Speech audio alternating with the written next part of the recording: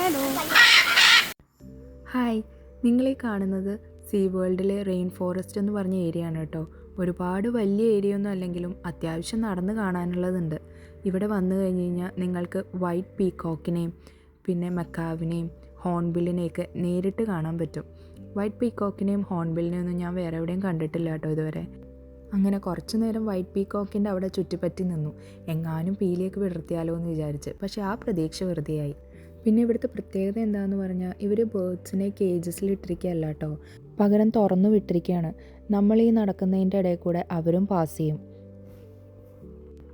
പിന്നെ മുന്നോട്ട് പോയപ്പോൾ പേരറിയാത്ത പല ബേർഡ്സിനെയും കണ്ടു. അതിൻ്റെ പേരും ഡീറ്റെയിൽസൊക്കെ ഇതിനകത്ത് എഴുതി വെച്ചിട്ടുണ്ട് കേട്ടോ. പിന്നെ ഇവിടെയുള്ള ചില ബേർഡ്സിൻ്റെ ബീക്ക് കണ്ടു കഴിഞ്ഞ് കഴിഞ്ഞാൽ ശരിക്കും പേടിയാവും. കുത്ത് കിട്ടുമെന്ന് വരെ നമ്മൾ വിചാരിച്ചു പോകും. പക്ഷേ അവരാരെയും ഉപദ്രവിക്കുന്നൊന്നുമില്ല കേട്ടോ, അവർ ജസ്റ്റ് അതുവഴിയൊക്കെ പാസ് ചെയ്യുന്ന മാത്രമേ ഉള്ളൂ. പിന്നെ ഇവിടുത്തെ സ്റ്റാഫ് ബേർഡ്സിന് ഫീഡ് ചെയ്യുന്നതൊക്കെ നമുക്ക് കാണാം. കുട്ടികളൊക്കെ ആയിട്ട് വന്നു കഴിഞ്ഞ് കഴിഞ്ഞാൽ അവർ 100% എൻജോയ് ചെയ്യുന്നുള്ള കാര്യത്തിൽ യാതൊരു സംശയവും വേണ്ട. എൻ്റെ മോള് ഇവിടെയുള്ള കിളികളെയൊക്കെ എടുക്കാൻ പറ്റുമോ, തോണ്ടാൻ പറ്റുമോ എന്നൊക്കെ ചോദിച്ച് അതിൻ്റെ പുറകെ ഓടി നടക്കുന്നുണ്ടായിരുന്നു. ഞാൻ വിചാരിച്ചത് അവൾ മിക്കവാറും കൊത്ത് വാങ്ങിച്ചിട്ടേ വരുള്ളൂ എന്നാണ്. ഭാഗ്യത്തിന് കൊത്തൊന്നും കിട്ടാതെ ഞങ്ങൾ അവിടുന്ന് സേഫായിട്ട് രക്ഷപ്പെട്ടു.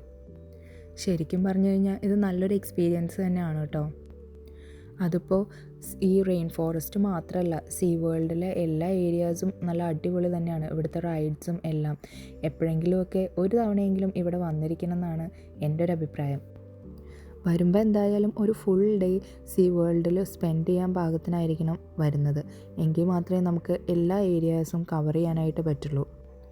അങ്ങനെ കുറച്ച് നേരം കൂടി അവിടെ ബേർഡ്സിൻ്റെ കൂടെയൊക്കെ നടന്ന ശേഷം ഞങ്ങൾ ആ ഏരിയയിൽ നിന്ന് ഇറങ്ങി കേട്ടോ.